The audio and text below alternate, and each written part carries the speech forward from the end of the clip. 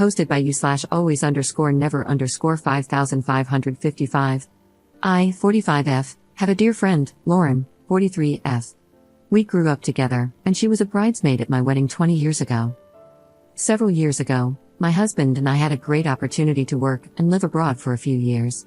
This required us to sell our house and most of our belongings, putting the rest in storage.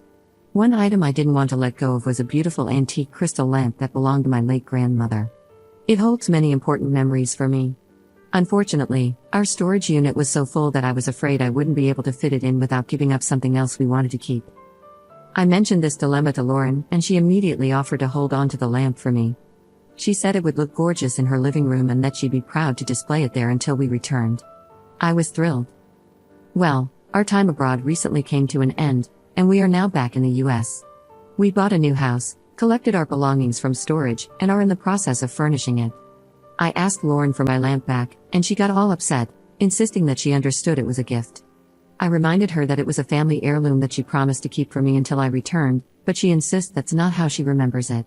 She said she adores the lamp, it's the focal point of her living room decor, and that if I demanded it back, our friendship would be over. I'm heartbroken. She is one of my oldest friends, and while she can be quirky, she's never done anything like this before. I don't want to lose her friendship, but I also don't want to lose a treasured family heirloom. It's also worth quite a bit of money, it appraised at over $2,000. To be clear, I am 100% confident that I did not tell her it was hers to keep. Given our lifelong friendship, I thought it was safe to leave it with her. I can't even fathom why she thinks I gave it to her.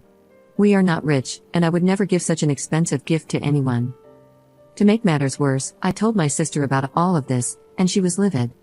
That lamp holds memories for her too, and she was furious at the thought of it being lost to our family. I've always intended to pass it down to my own daughter. So, last week, I told Lauren I want the lamp. She burst into tears, accused me of putting material things over friendship, and said she'd give it back, though she keeps coming up with excuses for why she's been too busy to bring it over or let me come by to get it. Now I'm wondering if she's right. Is a lifelong friendship more important than a lamp? Am I the jerk for demanding it back, hurting Lauren's feelings, and making her think I don't care about our friendship? Commenter. She's the one who issued the ultimatum. She's the one who would rather have her aesthetic house with a lamp than you as a friend. She's the one who convinced herself you'd let her keep a beloved antique, despite the fact that she only has possession of it because you wanted to keep it. Her own logic and story are full of holes, and she knows it. That's why she's going nuclear. When was the last time you were at her house? Have you seen the lamp recently? Are you sure it hasn't been broken or sold? Or is she really so deluded that she built her room around an item she doesn't own and has been showing off her antique for years? Ops response. Yeah, I have to agree with you. Oh, and yes, I did swing by her house to say hello a few weeks ago when we first got back, and the lamp was there. I didn't ask for it back at that time because we were still in the process of buying a house, so I had no place to put it. But I do now, and damn it, I want it back. Update 1 day later. I got the lamp back. I want to thank everyone who commented for all the support. It helped me realize how I was allowing Lauren to manipulate me into believing that I was somehow in the wrong for wanting my lamp back. Early this morning, I drove over to her house. It's Saturday, so I figured she'd be home, and she was. I could tell as soon as she opened the door that she knew why I was there. And yes, the lamp was there. Someone suggested in the comments that I bring her a bottle of wine to thank her for caring for my lamp, and I thought that was a great idea. Lauren does love wine. I brought her a very nice bottle that we brought back from abroad. I said I was sorry things had gotten tense between us and told her that I value her friendship very much. I handed her the bottle and told her it was a gift to say thank you for taking such good care of my grandma's lamp. I said, I'm sorry if there was any confusion about my intention in letting you hold on to it, but I think you know now how important that heirloom is to me and my family, and I need to take it back. She kept saying she believed it was a gift, but I stood my ground and told her she was remembering it wrong. I reminded her that it was a family heirloom. I said, think about this, to you, it's a pretty lamp. To me, it's a reminder of my departed grandma and all the wonderful time spent in her house with this lamp lighting up her living room. How could she argue with that? I didn't get angry, I remained calm but firm. In the end, she just threw her hands up and said, fine. I unplugged the lamp, gave her a hug, and left. She was clearly upset, but I didn't stick around to see how she reacted. I don't know what's going to happen with our friendship. I will say that I feel differently about her now, but if she's willing to move past this, so am I. Lifelong friends are hard to come by, and one dispute shouldn't end it. If we do move forward, I will know not to trust her with something like this again. But it's entirely possible I will never hear from her again.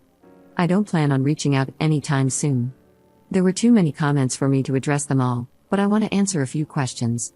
First, I wasn't going to get the police involved. This is a civil matter, not a criminal one. I know I had the option of small claims court, and I guess I would have gone that route if necessary. I have plenty of photos of that lamp in my other house and even in my grandma's living room. My sister lives in another state, so bringing her wasn't an option. My husband would have come with me, but I wanted to try to work this out between us. Yes, I should have gotten something in writing before we left, but it was a very chaotic time, and I just didn't think about anything except being grateful that I didn't have to figure out how to squeeze the lamp into storage. Lesson learned. I don't really care what she says to our mutual friends. If anyone asks me about it, I'll tell them the truth. Commenter. Well done on getting your lamp back and remaining calm and kind. It's a difficult balance in situations like that. It's also so sad that you have to think about getting something confirmed in writing when trusting a lifelong friend. I think you can walk away with your head held high and conscience intact. It's now down to Lauren to decide what sort of person she is. Ops response. Thank you, and you bring up an important point. I did take some heat in the comments for not getting anything in writing.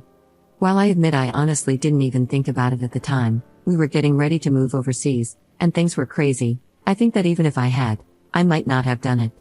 It would have made for an awkward conversation, implying that I don't trust someone I've known my entire life. She's always been a bit sensitive, and I'm pretty sure that discussion would have been uncomfortable at best, kinda like asking a fiancé for a prenup. It suggests that you think there's a chance something will go wrong, and to an emotionally sensitive person, that may not go or very well. But, like the divorced person who learns a hard lesson about not getting a prenup, I know better now.